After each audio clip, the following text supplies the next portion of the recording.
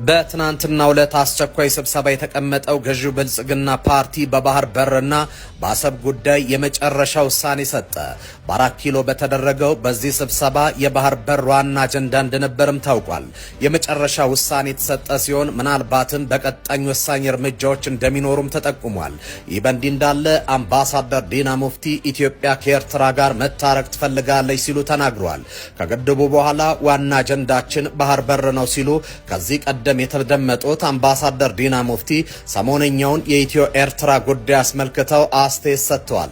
የተወካዮች ምክር ቤት አባልና የውጭ ግንኙነትና ደህንነት ጉዳዮች ኮሚቴ ሊቀመንበር የሆኑት አምባሳደር ዲና ሙፍቲ የኢትዮጵያ ሕዝብና መንግስት ከኤርትራ ጋር ጦርነት ውስጥ የመግባት ፍላጎት እንደሌላቸው ገልጸዋል።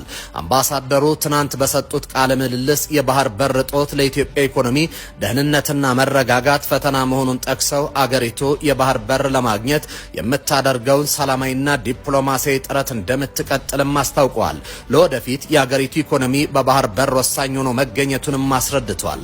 አምባሳደር ዲና ሲናገሩ በዚህ ረገድ የኢትዮጵያ ጥያቄ ፍትሃዊ ነው፣ እንዲሁም ከ1982 የወጣው የባህር በር የሌላቸው ሀገራትን የሚመለከት ዓለም አቀፍ ሕግ ይደግፈናል ያሉ ሲሆን የኢትዮጵያ ፍላጎት በሰላማዊ መንገድ ሰጥቶ በመቀበል መርህ አብሮ ማደግ ላይ የተመሰረተ መሆኑን አስረድቷል። ከዚህ ውስጥ በጎረቤት ሀገራት ላይ ምንም አይነት ጫኔ ማድረግ ፍላጎት እንደሌለ ጠቅሰው ይህንን ኢትዮጵያ በተደጋጋሚ ስትገልጽ መቆየቷንም አውስተዋል። ንግግራቸውን ሲቀጥሉ እኛ አሁንም ጦርነት ውስጥ መግባት አንፈልግም። በአሁኑ ወቅት የኢትዮጵያ ህዝቦች ፍላጎት ማደግና ተባብረው ከችግርና ከድህነት ውስጥ መውጣት ነው ያሉት አምባሳደር ዲና በዚህ የተነሳ ኢትዮጵያ በጎረቤቷ ኤርትራ ላይ ጦርነት ውስጥ የመግባት ፍላጎት እንደሌላት አስረድተዋል። ከዚህ ጎን ለጎንም ኢትዮጵያ በሰላማዊ መንገድ የባህር በር ለማግኘት የምታደርገውን ጥረት እንደምትቀጥልበት ገልጸው የሚሆነው ግን በወታደራዊ መንገድ ሳይሆን በስምምነት መሆን እንዳለበትም አስምረውበታል።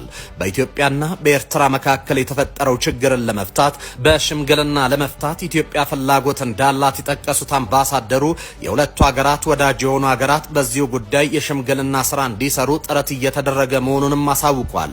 አምባሳደር ዲና ይህ የሽምግልና ካልተሳካ ኢትዮጵያ ወደ ፍርድ ቤት ልትሄድ እንደምትችልም ፍንጭ ሰጥተዋል። ይህ በእንዲህ እንዳለ የኢትዮጵያና ኤርትራ ትኩሳት በተጋጋለበት በዚህ ወቅት የብልጽግና ፓርቲ አንድ አስቸኳይ ስብሰባ በትናንትናው ዕለት አድርጓል።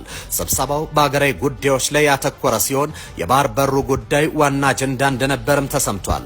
ከስብሰባው መጠናቀቅ በኋላ መግለጫ ያወጣው ገዢው ፓርቲ የባህር በርን ጨምሮ ቀሪ የኢትዮጵያ ብሔራዊ ጥቅም ስብራቶችን ለመጠገን ከባለድርሻ አካላት ጋር በትጋት እሰራለሁ ብሏል።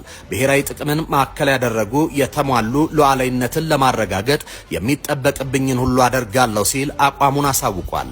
የባህር በር ጥያቄ በግለት ተጠናክሮ እንዲቀጥል የተወሰነ ሲሆን ወደ ባህሩ ሳንገባ አንመለስም የሚለው አቋምን አንጸባርቋልም።